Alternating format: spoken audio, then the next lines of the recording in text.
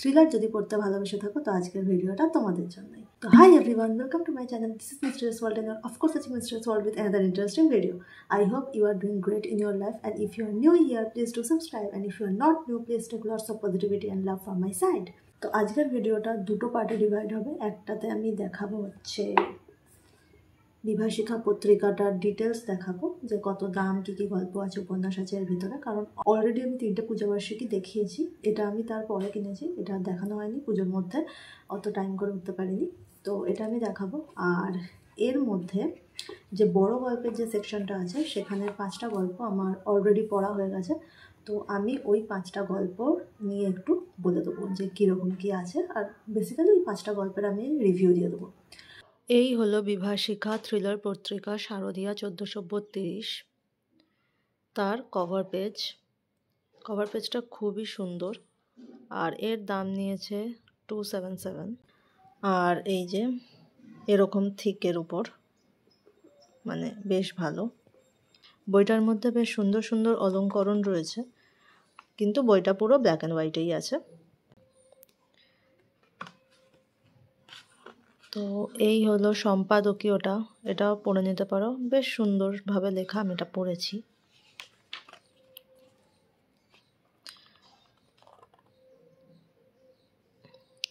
তারপরে শুরু হয়ে যাচ্ছে সূচিপত্র, উপন্যাস যেগুলো আছে: ডক্টর ডেথ, দুপুরে মৃত্যুর স্পর্শ, কালো হীরের জাল, দ্য আলটিমেট ট্রুথ, নীলাশার দ্বীপের ডাইনি, আর জায়নাবের ডায়েরি। তারপর একটা অনুবাদ থ্রিলার আছে যেটা হচ্ছে দ্য টুইসডে নাইট ক্লাব। তারপর বড় গল্পের মধ্যে আছে ইঁদুর কল, অবিনাশের ট্রান্সফার, গাজন, ফুসকুড়ি আর স্বদেশ। তো এটারই আমি একটু পরে রিভিউগুলো সব দেব। ছোট গল্পগুলো দেখে নাও: খোলস, হেলহাউন্ড, বুনো ফুলের গন্ধ, কেষ্টরায়ের প্রত্যাবর্তন, সবুজ অন্ধকারে নীল মৃত্যুতে, অশোকের নরককুম্ভ, মায়ানিশি। আর প্রবন্ধের মধ্যে বেশ সুন্দর সুন্দর আছে। পুরো পত্রিকাটা যেহেতু থ্রিলার ওরিয়েন্টেড, তো ওই রকমই প্রবন্ধ রাখা আছে। প্রবন্ধগুলো বেশ ভালো, আমার এটা পড়া হয়েছে, আর এটা আমার চলছিল, এখনও শেষ হয়নি। তো এরপরে মেন গল্প যেগুলো আছে সেগুলো শুরু হয়ে যাচ্ছে। এর সাথে দিয়েছে দুটো জিনিস, একটা এই যে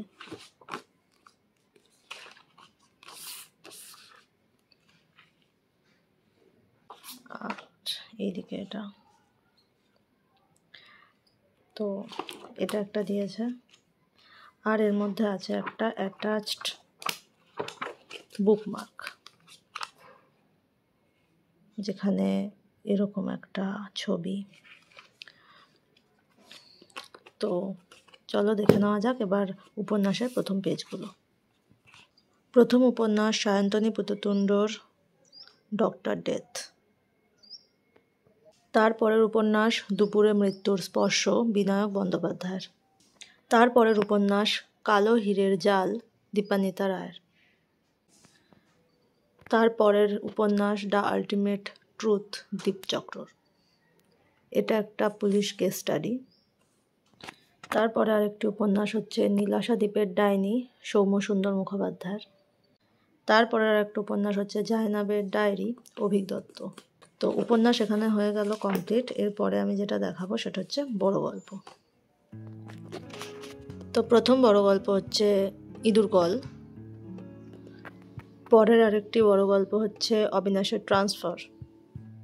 এরপরের আরেকটা বড় গল্প হচ্ছে গাজন। আরেকটা বড় গল্প হচ্ছে ফুসকুড়ি। বড় গল্পের মধ্যে শেষ যেটা আছে সেটা হচ্ছে স্বদেশ। এখানে আগাথা ক্রিস্টির একটা অনুবাদ সাহিত্য আছে, দ্য টুইসডে নাইট ক্লাব।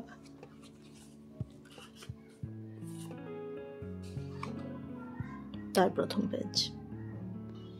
এরপর আমি ছোট গল্প আর প্রবন্ধগুলোর ফার্স্ট পেজগুলো দেখিয়ে দিচ্ছি।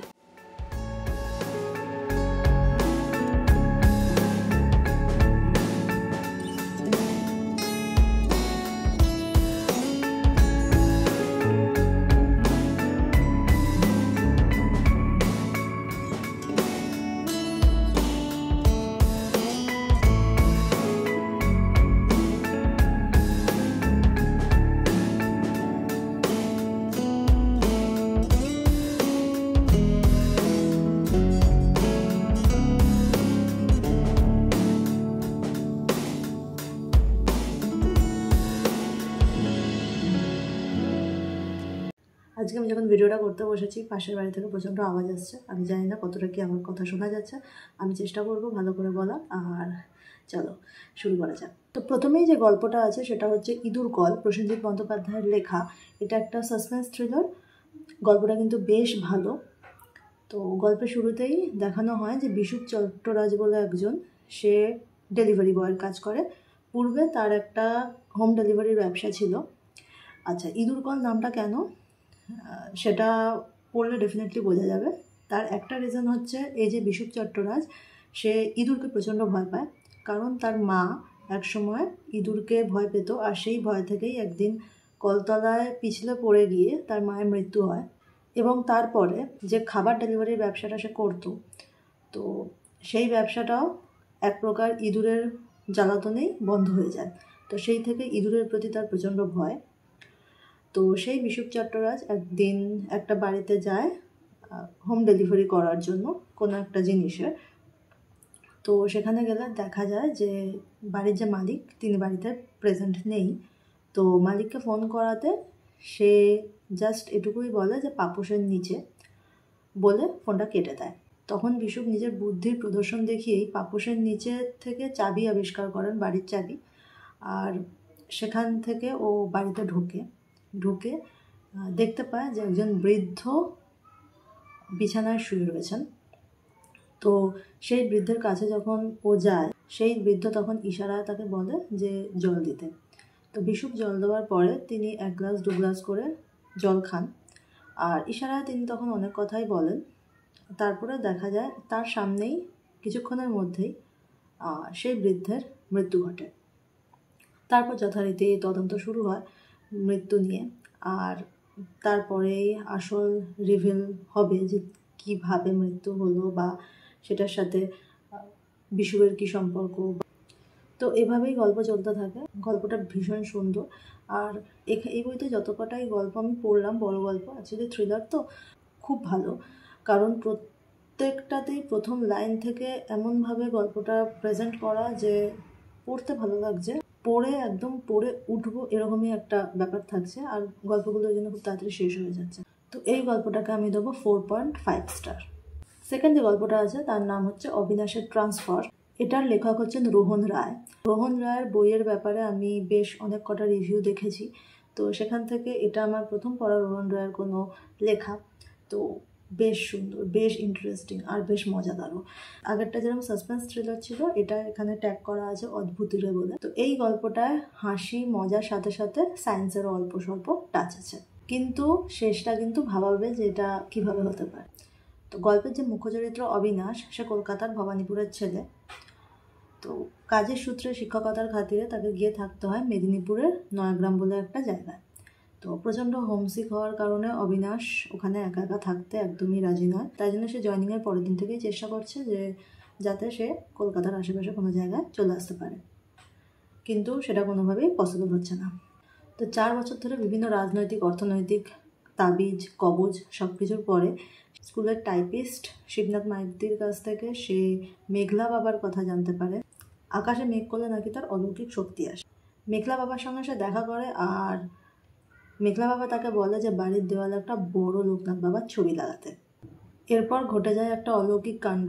তারপর থেকে অবিনাশ ট্রান্সফার নিয়ে একদম মাথা ঘামায়নি।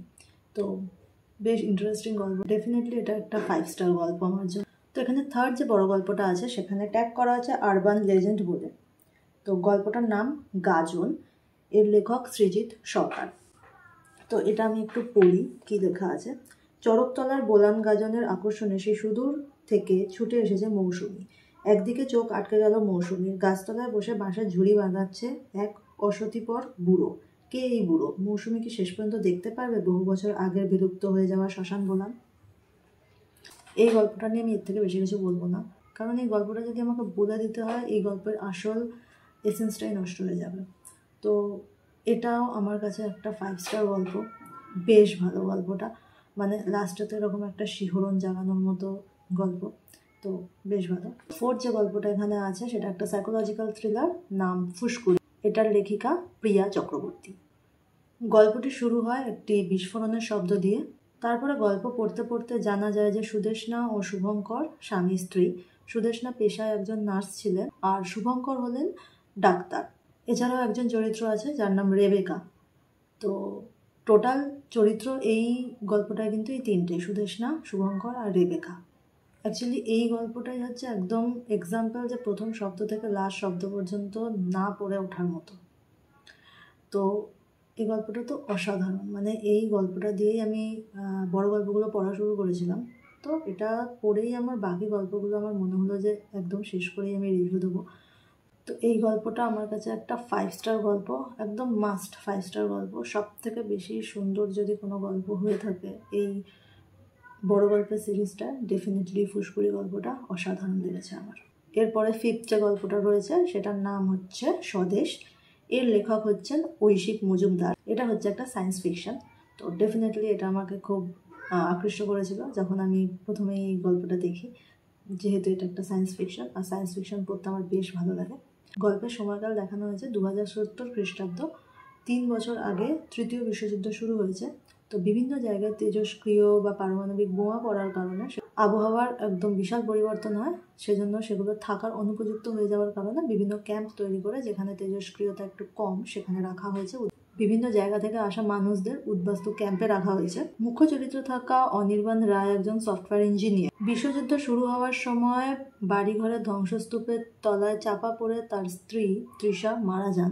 এরপর মাত্র 12 বছরের মেয়ে ঝিলামকে নিয়ে সে উদ্বাস্তু ক্যাম্পেই থাকে। পেশায় সফটওয়্যার ইঞ্জিনিয়ার হওয়ার সুবাদে তাকে শ্রমিক বা কৃষকদের কাজ করতে হয়। এইসব ক্যাম্পে মানুষ সৈনিকের পাশাপাশি এআই রোবটও পাহারা দিচ্ছে। তো একদিন তাকে রেস্কিউ মিশনের কাজ করতে দেওয়া হয়েছিল, কিন্তু তারপরে এমন এক ঘটনা ঘটে যে তাকে আর উন্নত কোনো কাজ করতে দেওয়া হলো না। সেও একদিন ঠিক করলো যে শ্রমিক কৃষকদের মতোই খেটে খাওয়ার কাজই সে করবে। তো কি এমন ঘটেছিল? তো এটাও ডেফিনেটলি একটা 4.5 কি তারও বেশি রেটিং আমি দিতে পারি এই গল্প। এই বইটা যে কটা গল্প আছে সে কটা গল্পই অসাধারণ, খুব সুন্দর। আমি চেষ্টা করবো এই বইটার উপন্যাসগুলো খুব তাড়াতাড়ি শেষ করার। আমার খুব ভালো লেগেছে আমার এই কটা গল্প পড়ে। আর আমিও বলবো ডেফিনেটলি এই পত্রিকাটা যদি এখনও কেনা না হয়ে গিয়ে থাকে, ডেফিনেটলি কালেকশনে রাখার মতোই একটা পত্রিকা। এই 5টাই হলো গল্প। এরপরে আমি ছোটো গল্পগুলোকে নিয়ে আলোচনা করব। এছাড়াও এখানে আমি একটা পড়েছি অনুবাদ সাহিত্য, যেটা অনুবাদ থ্রিলার, আগাথা ক্রিস্টির দ্য টুইস্টেড নাইট ক্লাব বলে গল্পটা। এটাও খুব সুন্দর, খুব মিষ্টি একটা গল্প। আর আমার এই বইতে যেগুলো পড়া হয়েছে একটু বলে দিই। প্রবন্ধ, তার মধ্যে পল্লব দাসের লেখা দ্য কামাগাওয়া 4 ডিটেকটিভস, সাহিত্যের নতুন সম্ভাবনা। অ্যাকচুয়ালি আমার জাপানিজ বুকগুলো খুব অ্যাট্রাকটিভ লাগে। দ্য কামাগাওয়া 4 ডিটেকটিভস যে গল্পের বইটা, এটা আমি তারপরে সার্চ করে দেখলাম যে এরকম একটা বই আছে। আমি ডেফিনেটলি ওটা কিনে পড়ার চেষ্টা করব। তো এইটা আমার পড়া হয়েছে, বেশ ভালো প্রবন্ধ। এখানে প্রবন্ধগুলো খুব সুন্দর, কারণ এখন ডাকাত বা বিভিন্ন দেবী চৌধুরানী এইসব জিনিস নিয়ে কিন্তু বেশ ভালো কাজ হচ্ছে। তো এখানেও একটা প্রবন্ধ আছে রঘু ডাকাতকে নিয়ে। তো এটা আমার কিছুটা পড়া হয়েছে, পুরোটা পড়া হয়নি, নাহলে আমি নিশ্চয়ই বলতাম। তো যদি ভালো লেগে থাকে তো definitely like, share, comment and subscribe. And চলো, দেখা হচ্ছে আবার নেক্সট পরের কোনো ভিডিওতে। ততক্ষণ যেন বাই। আসে শ্রমিকদের, এরপর আগে তৃতীয় বিশ্বযুদ্ধ শুরু।